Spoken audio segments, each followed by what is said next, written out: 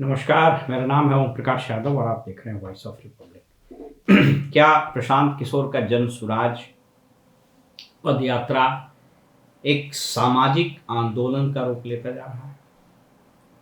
और अगर यह सामाजिक आंदोलन है, तो क्या इस सामाजिक आंदोलन के बाद बिहार में सत्ता नहीं व्यवस्था परिवर्तन होगा? ये ऐसे प्रश्न हैं जो यद्यपि आज के तारीख में राजनीति की समझ रखने वाले, राज्य की व्यवस्था, प्रशासनिक व्यवस्था की समझ रखने वाले लोगों में तो है, लेकिन राजनीतिज्ञ मोटे तौर पर इसे जानकर भी अनजान बन रहे हैं। आइए थोड़ा समझने की कोशिश करते हैं कि यह राज्य सामाजिक परिवर्तनों के बाद ही अपने राजनीतिक परिवर्तन की ओर कदम क्यों बढ़ाता है और कैसे बढ़ाता है। इतिहासकार और समाजशास्त्री, जिसमें से कई एक प्रमुख नाम हैं जिन लोगों ने इसमें काम किए हैं, मोटे तौर पर यह सहमति है कि किसी भी देश में या किसी भी राज्य में, अभी यहाँ हम लोग सिर्फ बिहार की बात कर रहे हैं इसलिए बिहार तक केंद्रित रखते हैं, कि राज्य में राजनीतिक परिवर्तन के लिए या राजनीतिक परिवर्तन के पूर्व किसी सामाजिक परिवर्तन की आवश्यकता होती है। यह बात प्रशांत किशोर भी अक्सर कहते रहे हैं। मैंने इसमें कुछ रिसर्च किया, पुराने इतिहास की किताबों को भी पढ़ा और ये जानने की कोशिश की कि इसमें कितना तथ्य है।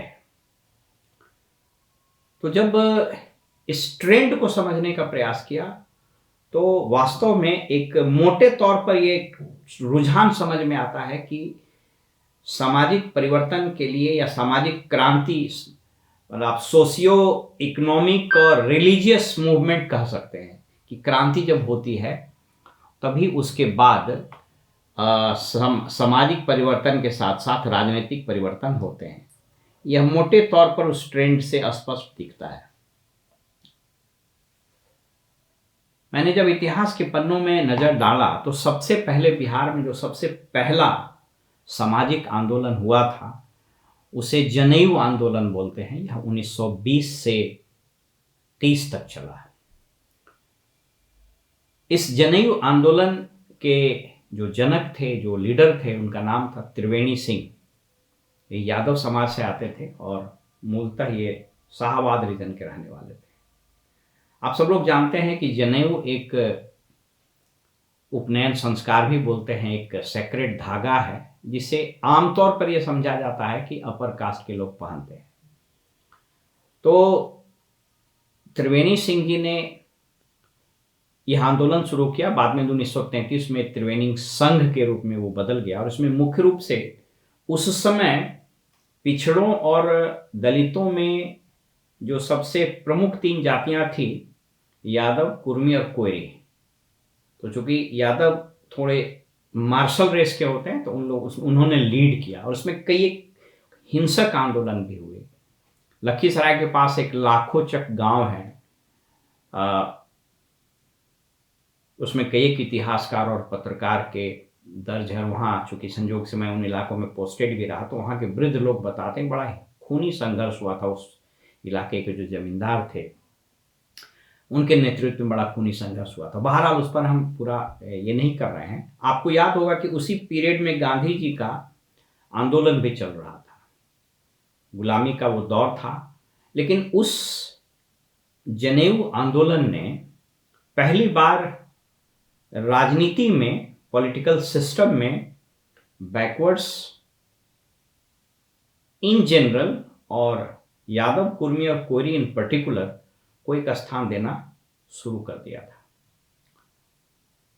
वीडियो में बहुत डिटेल से नहीं बात की जा सकती है, लेकिन अगर आप इतिहास को पढ़ेंगे तो पाएंगे कि उसके बाद इस समाज से जो राजनीतिक आंदोलन गांधी जी या अन्य जगहों पर हो रहे थे उसमें इनकी सहभागिता बढ़ी।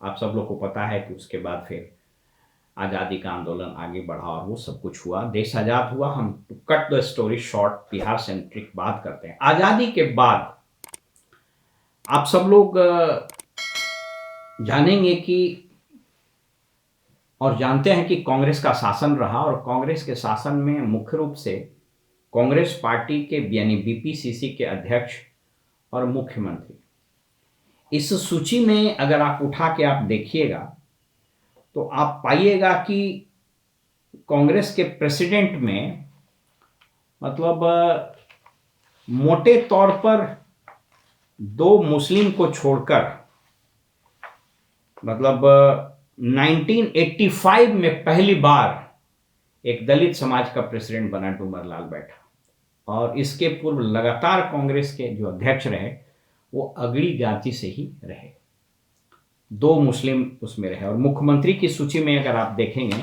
तो कमोबेश वही स्थिति इसमें भी। 1965 में 1965 में दूसरा सबसे बड़ा सामाजिक आंदोलन हुआ, और वो था इसलिए इसको कई इतिहासकार मानते हैं कि it was the first post independent socialist led movement.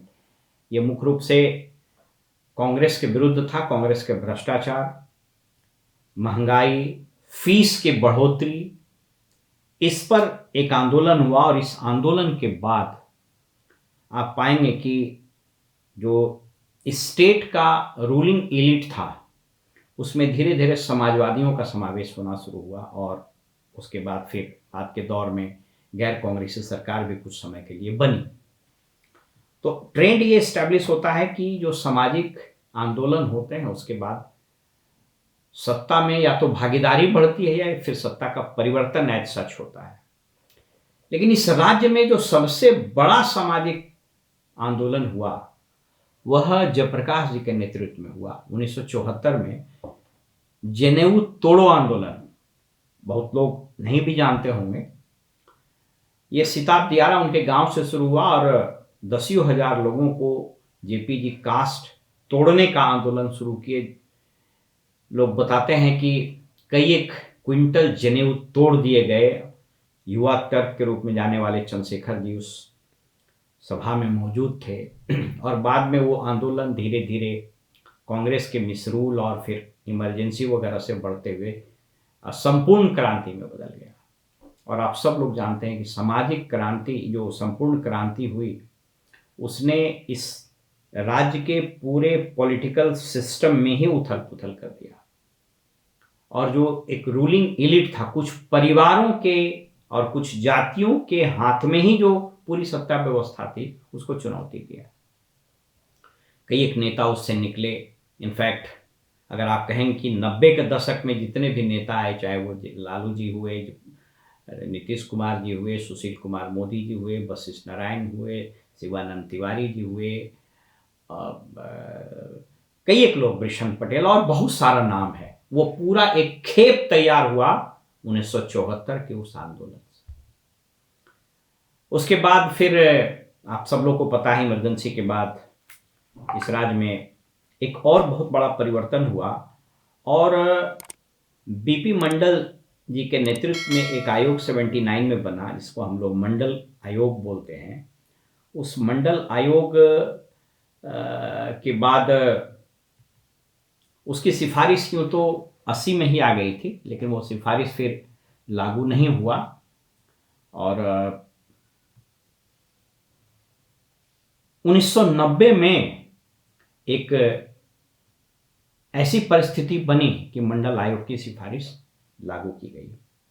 उसके बाद से आपको पता है कि मंडल आयोग के सिफारिश के बाद कंप्लीट जो पूरा स्टेट का जो रूलिंग एलिट था उसमें कंप्लीट परिवर्तन आ गया। इसलिए आप पाएंगे कि 90 के बाद से राज्य में जो शासन करने वाली जातियां थी और शासन करने वाले परिवार थे, शासन में भागीदारी थी, उसका पूरा बेस बहुत चौड़ा हुआ।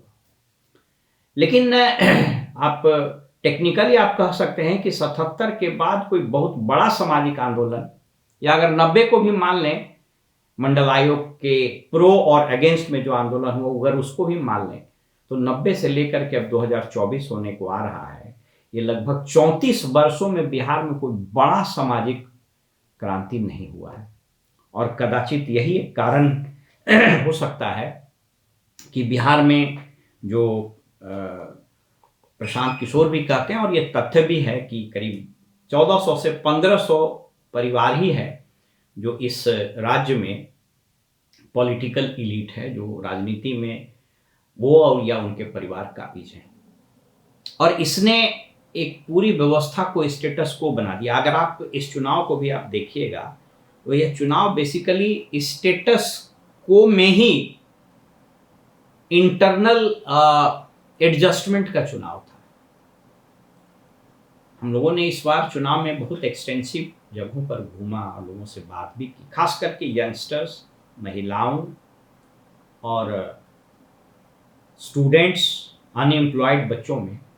तो एक गजब का आक्रोश है और उनके पास कोई विकल्प एज सच नहीं मिलता है। इसलिए ठीक है, नोटा आया, नोटा आने के बाद भी आप देख रहे होंगे कई एक जगहों पर तो कैंडिडेट से ज़्यादा नोटा को वोट मिल जाता है। तो एक्सप्रेशन है, लेकिन by and large you have to choose between amongst them, जो स्टेटस कोई है, कोई है। कहता है किसी भी संगठन में, किसी भी ऑर्गेनाइजेशन में अगर नए रक्त, नए ब्लड नहीं आते हैं तो वो संगठन डीके कर जाता है। और इसके कई एक उदाहरण हैं, पुराने जमाने में उदाहरण है और मॉडर्न डेमोक्रेसी में भी आप देख सकते हैं। और ये बड़ा एक बहुत ही स्वाभाविक सी प्रक्रिया है कि जब कोई पार्टी बनती है या फिर कोई और रूलिंग कॉम्बिनेशन बनता है तो उसमें धीरे धीरे धीरे नए ब्लड के आने की संख्या कम हो जाती है, कई बार वो रुक जाती है। तो उससे वो संगठन, वो ऑर्गेनाइजेशन, चाहे वो पार्टी हो चाहे वो सरकार हो, डीके करने लगता है, जो आज बिहार की स्थिति है। बहुत विकल्प ही नहीं आपके पास है। और वैसे में जन सुराज नाम से प्रशांत किशोर जी ने 2 अक्टूबर को जो आंदोलन शुरू किया, पदयात्रा शुरू की, आंदोलन बता रहे हैं, पदयात्रा शुरू की। आंकड़े बताते हैं कि लगभग 629 दिन हो गया उनके पदयात्रा का, जिसमें उन्होंने लगभग 2637 गांव में पदयात्रा की है और 225 ब्लॉक कवर कर लिया है, 1284 पंचायत। हम आपको बताते चलें कि बिहार में लगभग 8,000, 8,500 आप मान करके चलिए, राउंड फिगर पंचायत हैं, और ब्लॉक करीब 500 के आसपास मान लीजिए, 530-35 के आसपास मान लीजिए। तो अभी आप मान सकते हैं कि लगभग 50% जगहों पर इनकी पदयात्रा हो चुकी है, मोटे तौर पर। वैसे फिर नगर निगम के भी इलाके हैं। तो जैसा इनके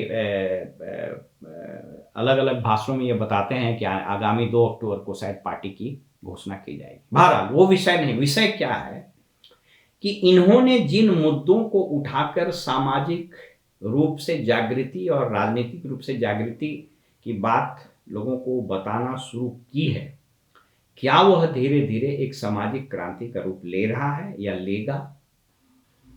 क्योंकि अगर ये सामाजिक क्रांति का रूप नहीं लेता है तो फिर ये व्यवस्था परिवर्तन की जो बात हो रही है वो संभव नहीं है।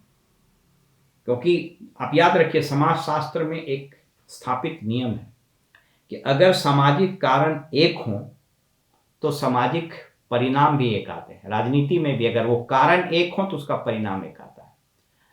इतिहास बताता है, ट्रेंड बताता है कि हर राजनीतिक परिवर्तन के पूर्व एक सामाजिक क्रांति, एक सामाजिक परिवर्तन की लहर चलती है।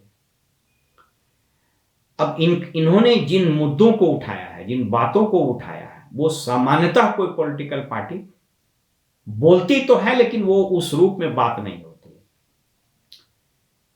इन्होंने क्या कहा? इन्होंने कहा कि आप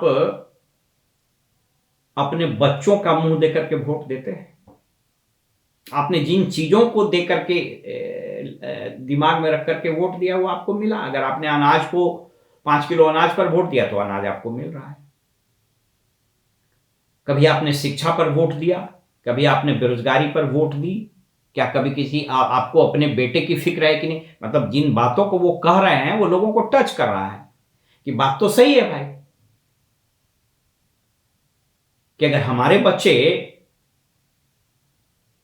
क्या सिर्फ इस राज्य के दूसरे राज्य में जाकर के मजदूर या अन्य चीजों में काम करने के लिए ही है? उन्होंने माइग्रेशन की बात उठाई जो कि यथार्थ है, और सिर्फ अनस्किल्ड लेबर का ही माइग्रेशन नहीं हो रहा है। तो फैक्ट है कि जो अनस्किल्ड है तो जा ही रहा है, लेकिन जो स्किल्ड है, जो पढ़ लिख गया, वो भी दूसरे शहर में जाता है नौकरी करने, वहीं बस जाता है। अगर वो व्यवसाय करना चाहता है तो दूसरे स्टेट में व्यवसाय करता है और वहीं पर बस जाता है।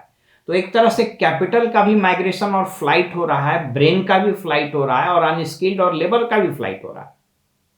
इस बात को कौन इनकार कर सकता है कि आज इस देश में कई एक ऐसे राज्य हैं जिनकी पूरी economy by and large state of Bihar के लेबर पर थ्राइव करती है।